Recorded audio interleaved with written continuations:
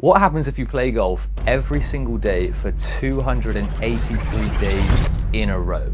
Do you become a professional golfer? Does repetition completely change your game? Or does your body eventually force you to stop? My name's Jacob and I set out to become a scratch golfer in just 1 year from a 24 handicap. And for the first half of the challenge, my handicap, it was falling nicely. But then, after months of continuous improvement, it started getting worse. And eventually, this challenge put me in the hospital. So here's what actually happens when you play golf every day for 283 days in a row. Let me introduce you to me at the beginning of this challenge. I was a 24 handicap weekend golfer. I played a few rounds here and there, visited the driving range occasionally, and in a nutshell, I was your average golfer. I also work full-time and had recently become a father of a beautiful baby girl. Life was pretty chaotic already, but amongst the chaos, I made a decision. I was going to take golf seriously. I sat down with my wife, Christina, and I told her my slightly ridiculous idea that I'm going to try to become a scratch golfer, an elite level amateur, in just 365 days. I would practice or play every day, dedicating 1 to 2 hours minimum to improving and documenting the entire journey online. Surprisingly, she was more supportive than I expected, but she gave me a deal. If I could reach scratch and grow my audience to 100,000 followers, I could pursue a full-time career in golf. So on October the 1st, 2025, the challenge officially began. I already knew that putting was one of the weakest areas of my game, so I started with something extreme. 1,000 putts every day for an entire week. And somehow it worked. My putting average dropped from around 3 putts per hole to approximately 2.1, and my handicap quickly fell from a 24 to 20. But that early progress created a dangerous expectation. It made me think the entire journey would continue like that. You practice, you improve, your handicap drops. Simple. But golf isn't like that though, is it? After the first few weeks, the excitement started wearing off. Golf was no longer something I did when I had free time, it became a daily responsibility. I still had a full-time job, we had a newborn baby, and every session also had to be filmed, edited, and uploaded. Most nights I was editing from around 11 PM to 1 o'clock in the morning. Sleep started disappearing and my body began feeling the sudden increase in training. I'd gone from swinging a golf club a couple times a week to swinging one every single day. My back was in constant pain, I was exhausted, and after only a few weeks, I had already started questioning whether this was possible. So I smartened up and started training like an athlete. I increased my golf lessons, followed structured practice sessions, and started doing golf-specific training sessions in the gym. I also worked on my nutrition, mobility, and recovery. And slowly, my golf swing started changing for the better. But around day 40, life hit considerably harder than golf ever could. I received a call from my brother while I was on the course playing, and it was terrible news. My dad had had a stroke. So I immediately rang my wife, told her to pack the car, and that day we started driving from Spain back to England. At some of those stops along the way, while the baby was feeding, I found a driving range and hit golf balls. And this is something I still feel conflicted about today. Should golf have entered my mind during a moment like that? I'm not quite sure.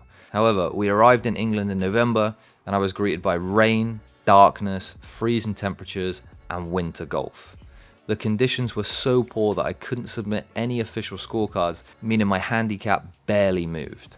But even though the number wasn't changing, my swing was. At the beginning of the challenge, most comments in my videos said something like, "You'll never do it, this is impossible, this is ridiculous." But around day 80 or 90, I could see those comments beginning to change. Comments would pop up with things like, "Wait, he might actually do this." Seeing improvements gave me confidence, so I pushed even harder, more lessons, more practice, and more focus on perfecting my swing.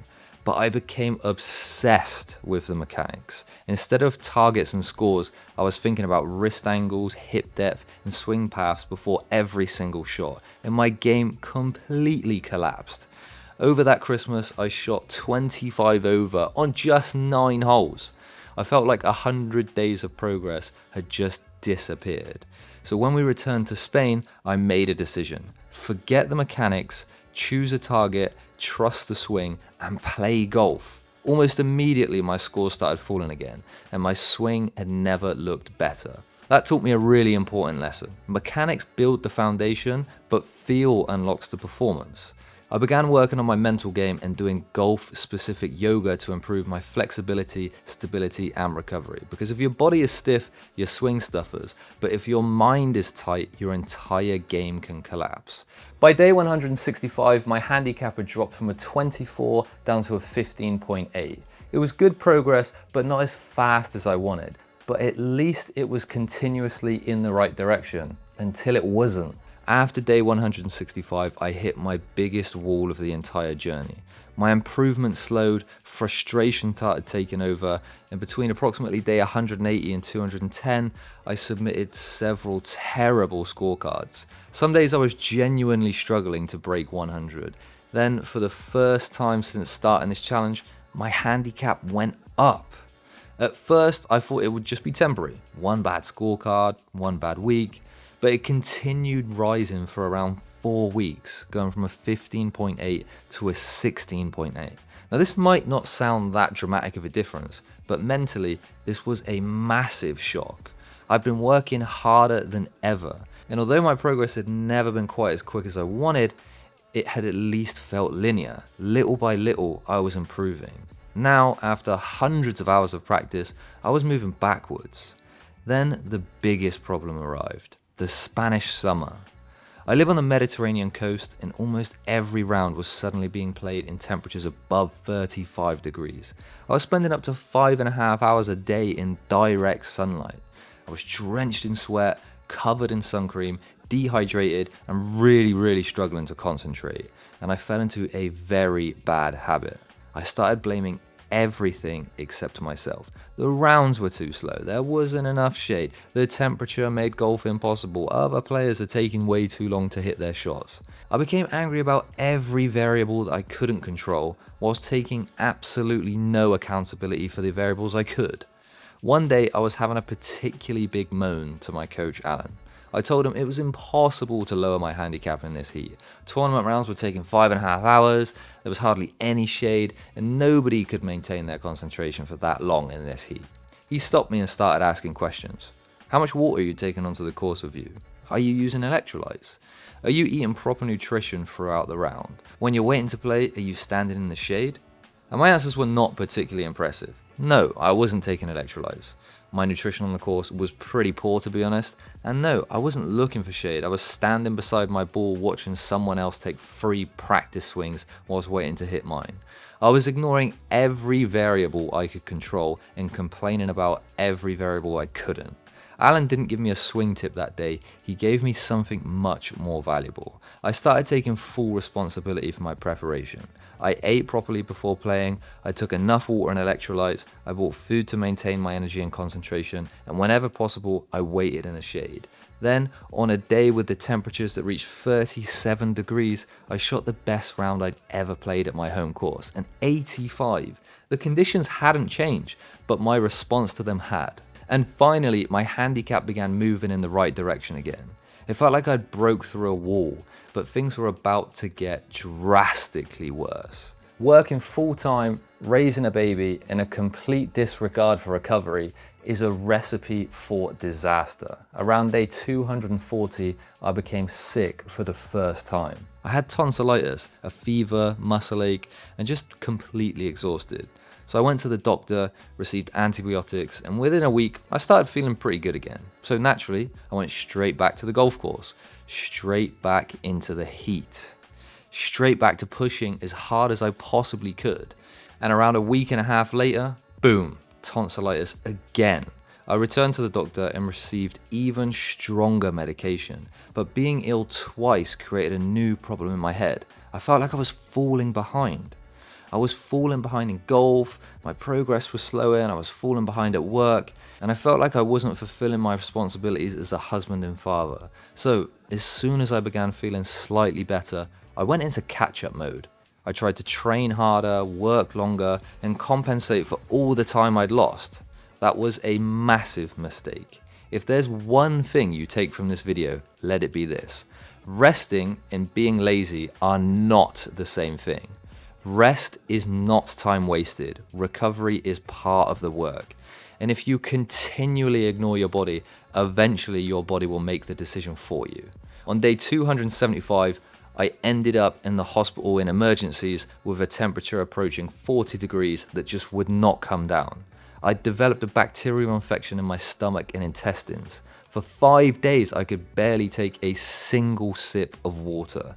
I spent the majority of the week in hospital, unable to eat, losing weight, and watching my strength disappear. And just like that, the streak was over. For 275 days, I'd found a way to practice or play golf every single day. I'd continued through back pain, freezing English winters, family emergencies, sleepless nights, swing collapses, frustration, and extreme heat. But this was different.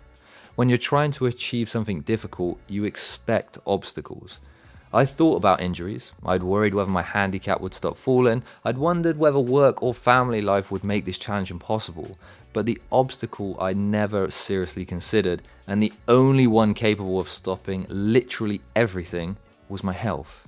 When you're young, we tend to assume we're invincible.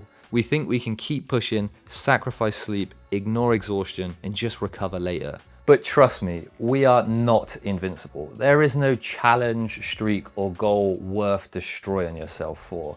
I'm recording this on day 294 and I'm still recovering, resting, and basically trying to gain back what I lost.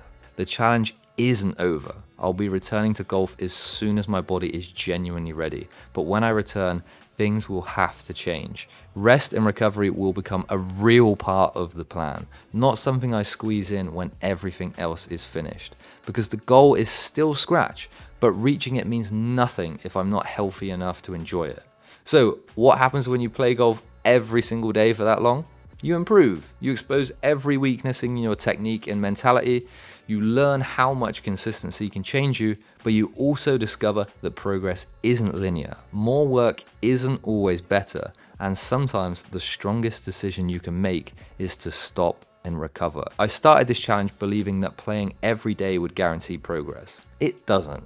It exposes your mechanics, your mentality, your ego, your discipline, and your ability or inability to look after yourself. I'm not a scratch golfer yet, but I am a far better golfer than the 24 handicap player who started this challenge. And more importantly, I think I've learned lessons that extend far beyond golf. Thank you for watching and following the journey so far. Let me know in the comments if you think I'll make it to scratch, and if not, what handicap you think I'll be on day 365 to the challenge. And if you've enjoyed the journey so far and you want to support me, subscribing to the channel would really help me out. Me and my family would appreciate it so much. It's free for you to do, and it does loads for the channel as well. And on one last note, I've created a free golf community where we can all lower our handicaps together. I've reached out to sponsors as well, so there's prizes for dropping your handicap. Each month, one person from each category, so it's low handicap, medium handicap, and high handicap, will win a prize for dropping their handicap the most within that given month. So this month, in the month of July, the sponsor is Club Hats, and they're giving away one club hat to each of the categories. It's free to join. All you need to do is be officially registered to a handicap system. So that might be England handicap, Australia handicap, America, whatever it is. As long as there's a way to verify your official handicap, you're in. Or even if you don't have an official handicap and you just want to join the community to, upload videos of your swing and get some tips, that's great. The join link is on the screen now. You can scan it, or the link will be in the description as well. But thank you so much for watching this video. Thank you so much for supporting the journey, and I'll catch you in the next one.